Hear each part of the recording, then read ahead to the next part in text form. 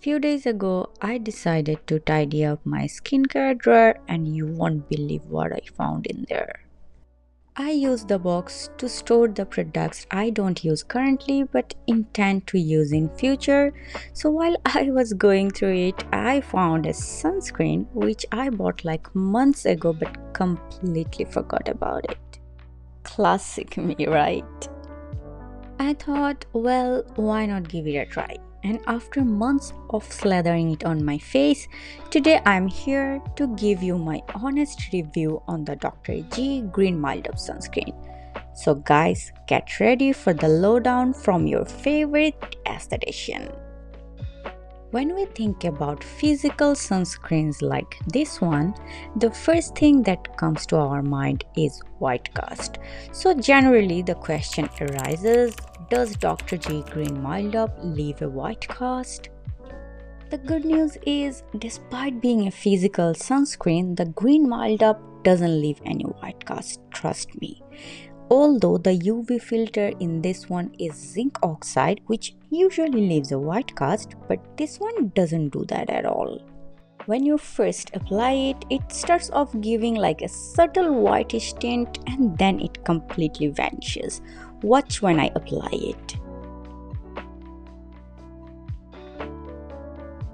However, a word of caution, if you have really darker skin tone, I recommend test patching in person if possible cause you never know. One thing I want to mention about physical sunscreen is that when you are applying them on your face, you have to make sure that you are actually mixing them on your skin properly. They usually take longer than other sunscreens to get absorbed on your skin, so you have to make sure that you are spending enough time. Like, look at this one. Many people complain that their sunscreen leave a white cast, but in real they are not actually spending enough time on it. Back to the point, look at my face, no white cast and no greasy feeling. Well, I love it.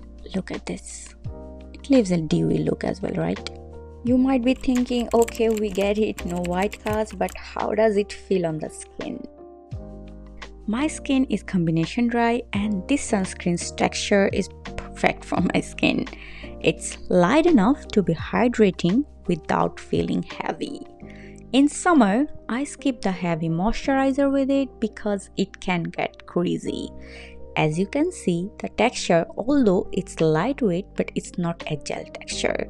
So for my combination skin, if I add a moisturizer with it, the skin looks greasy as if I just got out from an oil tank. But in winter, my skin gets super dehydrated. So I'm planning to layer it with a moisturizer in winter. So we have talked about white cast, texture, now let's talk about oily skin. Is this sunscreen comedogenic? Not really. However, although not comedogenic, I would say if you have oily skin, you should consider some factors before buying this sunscreen. I'll be honest, for oily skin, this sunscreen can be a hit or miss. If your skin is oily dehydrated, yes, it's going to suit well because it has Centella asiatica, an ingredient that soothes the dehydrated or irritated skin. However, if your skin is oily that tends to sweat or grease easily, then I would say you can skip this sunscreen because this might be too much for you. Finally, the question is, do I recommend this sunscreen as an esthetician? Absolutely.